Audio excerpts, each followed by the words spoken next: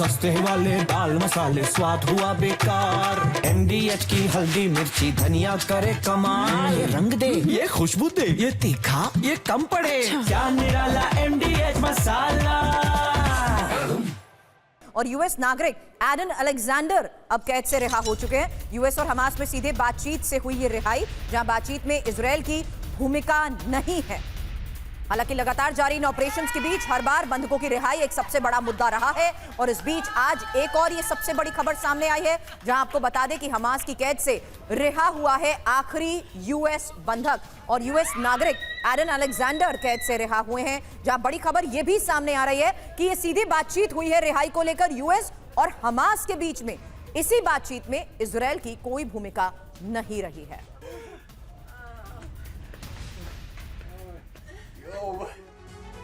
और ट्रंप और नेतन्याहू के बीच टकराव की एक और वजह के बारे में आपको बताते हैं। असल में हमास की कैद से आखिरी अमेरिकी की रिहाई हो चुकी है। इनका नाम है एडन अलेक्जेंडर। बड़ी बात यह है कि दावे के मुताबिक इस रिहाई पर यूएस और हमास में सीधे बातचीत हुई।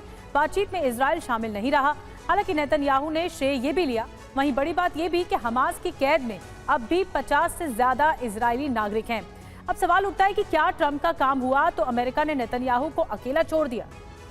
हालांकि इस बीच अब आपके सामने 5 सबूत रखते हैं। बताते हैं नेतन्याहू और ट्रंप में टकराव के 5 सबूत है क्या, क्योंकि मध्य पूर्व दौरे पर इजरायल से ट्रंप का ये किनारा और हमास समर्थक कतर से अमेरिका की आर्थिक डील। हालांकि ईरान से परमाणु प्रोग्राम पर यूएस की सीधे बातचीत को भी अचलसर समझाइएगा, क्योंकि ईरान समर्थक हुती विद्रोहियों पर यूएस ने जिस तरीके से बमबारी रोकी, ट्रंप की मध्य पूर्व यात्रा के दौरान गाजा पर इजरायली अटैक हुए, ये टकराव क्या वाकई नेतन्याहू को भारी पड़ सकता है? और ये जो 5 सबूत इस वक्त हम सामने रख रहे हैं, आज के इस पर्टिकुलर सिनेरियो में दोनों के बीच का ये टकराव किस ओर ले जा सकता है, चाहे हालात मध्य पूर्व के हो या गाजा के? देखिए, सारांश में मैं ये कहना चाहूँगा, जहाँ तक इजराइल का अल्टीमेट मिशन हमास या गाज़ा को लेके है, वो बरकरार है। और वो टोटल हमास का जो है उसको टोटली न्यूट्रलाइज करना चाहता है और गाज़ा को अपने कब्ज़े में लेना चाहता है, और इसमें अमेरिका की फुल सपोर्ट है। ईरान को लेकर इजराइल अभी भी यही चाहेगा कि ईरान के साथ जो है समझौता नहीं किया जाए, और इफ़ पॉसिबल तो उसके न्यूक्लियर जितने भी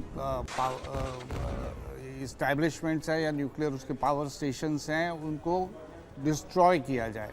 यहाँ आके मुझे लगता है कि अमेरिका और इजराइल की अप्रोच में आज की तारीख में कुछ थोड़ा सा मतभेद कह लीजिए या अलग अलग दिशाओं में काम करते हुए दिखाई दे रहे हैं। अमेरिका ईरान से बातचीत कर रहा है, और अभी हाल ही में जो डोनाल्ड ट्रंप ने अपने टिपिकल स्टाइल में ये कहा कि हमारा एक प्रपोज़ल है ईरान के पास न्यूक्लियर प्रोग्राम को लेके। हालांकि ईरान के फॉरेन मिनिस्टर ने तुरंत कहा कि हमारे पास कोई रिटर्न प्रपोजल नहीं आया अमेरिका की तरफ से। बट फिर भी द फैक्ट कि ये लोग इंगेज कर रहे हैं, तो वो फिलहाल ईरान को इंगेज करना चाहता है। Understood sir. दूसरी बात ये है कि मिडिल ईस्ट को लेकर मुझे लगता है कि अमेरिका जो डोनाल्ड ट्रंप की पॉलिसी है, वो इजराइल और मिडिल ईस्ट को डिहाइफनेट करके चल रहे हैं। इस बार उन्होंने इजराइल की विजिट इस पर इंक्लूड नहीं करी। ये बिजनेस फर्स्ट ट्रिप है जिसमें उन्हें काफ़ी वहाँ पे एनकरेजमेंट मिली है। तो ये सब चीज़ें पैरेलली चल रही हैं। इसका ये मतलब नहीं है कि यूएस और इजराइल के बीच में कुछ दूरियां बढ़ रही हैं।